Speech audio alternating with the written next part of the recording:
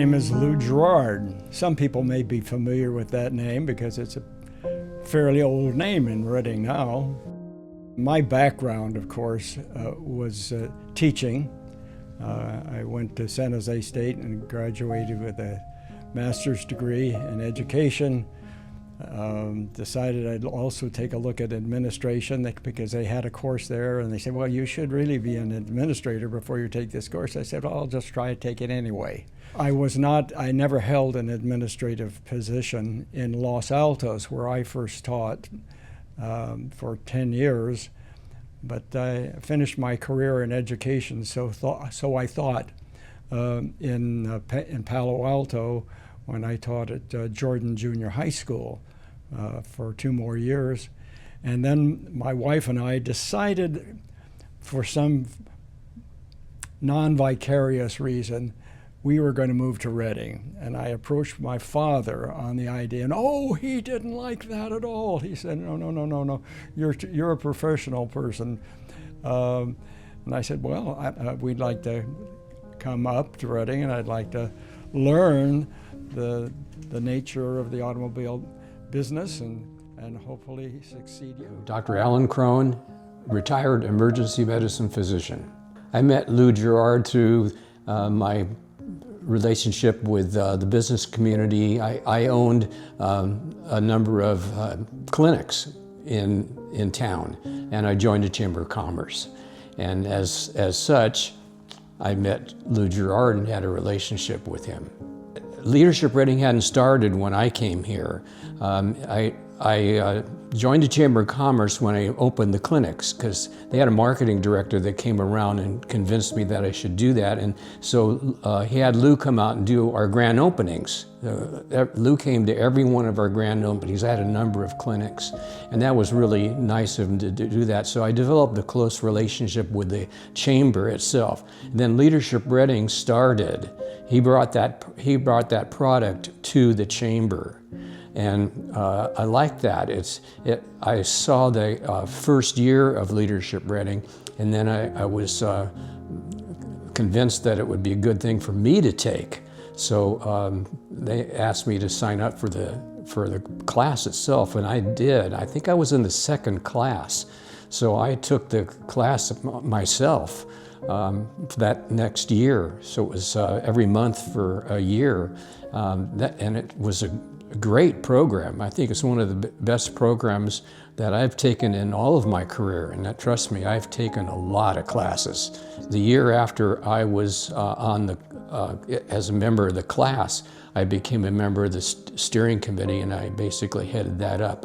In fact, I felt that it was important, as a physician, you kind of have to be organized, and I was an organizer, so I actually wrote the curriculum for the program, because it was just basically, we went around to various places, but I thought that there should be, since it's an educational thing, it should have a curriculum. So I wrote a curriculum for it.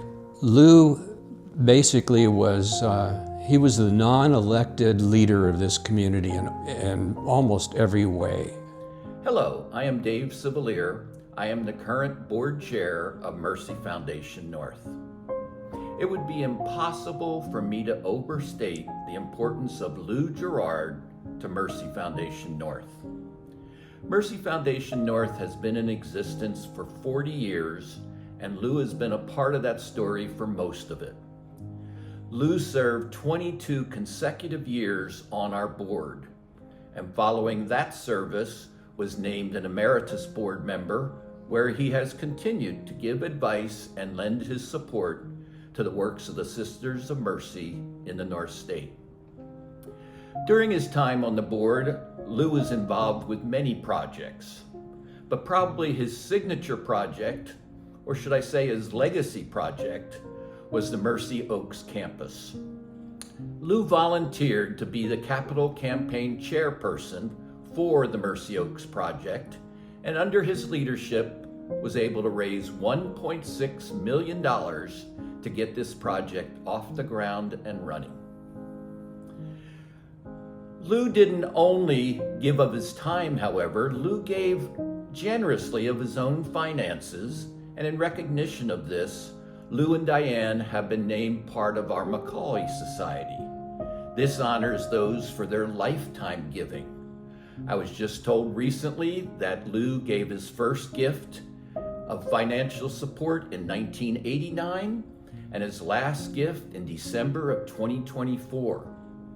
But Lou hasn't quit giving. Lou has named Mercy Foundation North, along with Diane, in his estate, and this will keep giving for many years to come.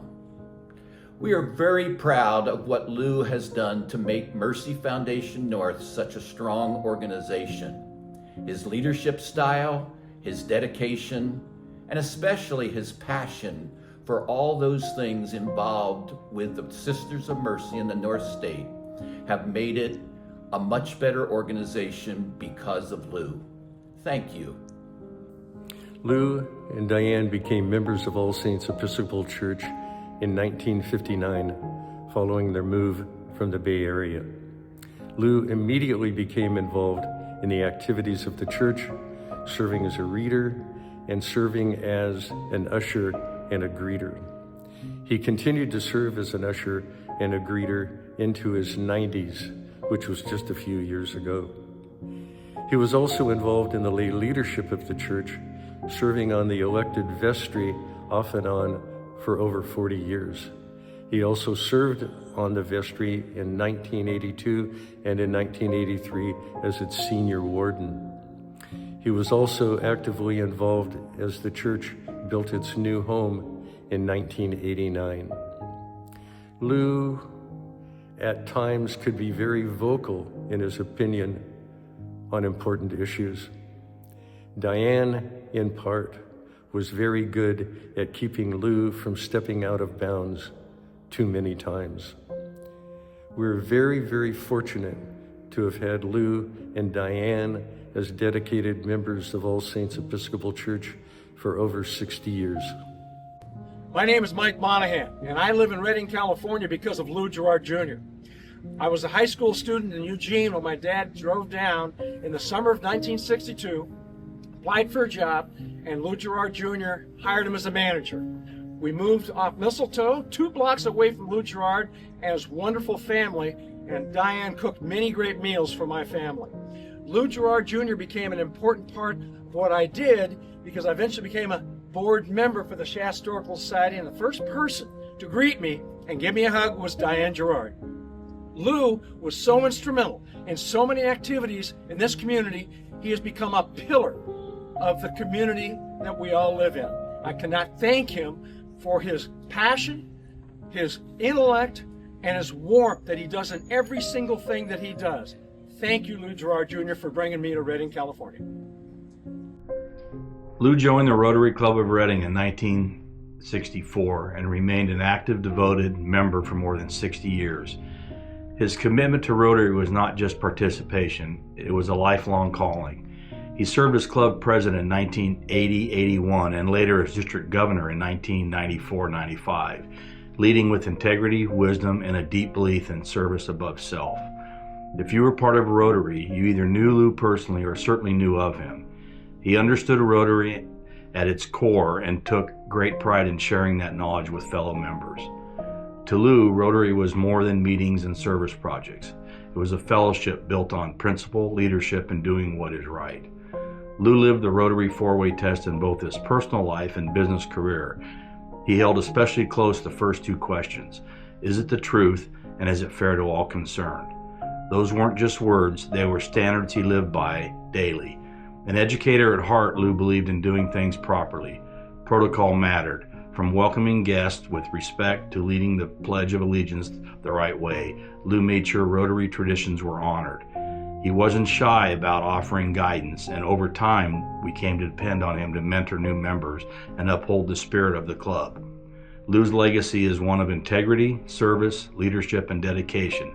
His steady presence shaped generations of Rotarians, and his example will continue to guide us for years to come. I'm Paul Westell, Executive Director of Jefferson Public Radio. I had the privilege of working with Lou and Diane Gerard for over 3 decades. They were among the first contributors to support JPR service to Shasta County in 1990. Over the ensuing years, they became our biggest champions in the community.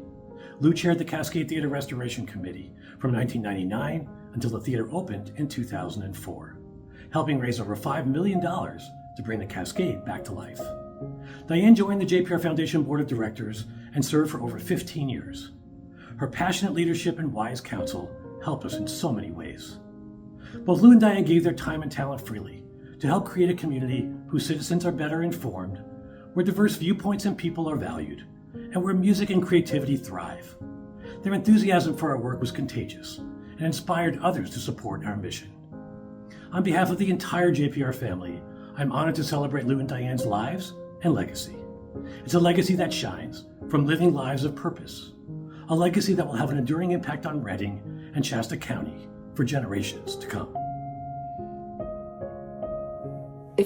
If it wasn't for Lou and Diane Gerard, I probably would have never moved to Reading in 2002. And that's when I met them as soon as I got there, because I came to Reading to run the Jefferson Public Radio studios and to serve on the steering committee for our project to restore the Cascade Theatre. So Diane was on the JPR board, and she was for many, many years, and I was so lucky, and I'm so grateful to have had her in my corner for so long. And the both of them were on the steering committee to restore the theater. Lou was the chair of the committee. And so the two of them helped gather together the people and to help raise the millions of dollars that it took to restore the theater. So that gave me a reason to be there. So I was very, very fortunate.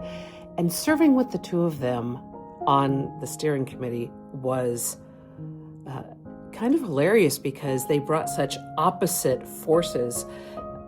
Lou was always had this feisty spirit and energy and creativity. It was always kind of operating at a higher vibration, I suppose. Then there's Diane, who was always this rock solid, steady voice of reason who would calm Lou down and get things done. And I loved both those two independent spirits together.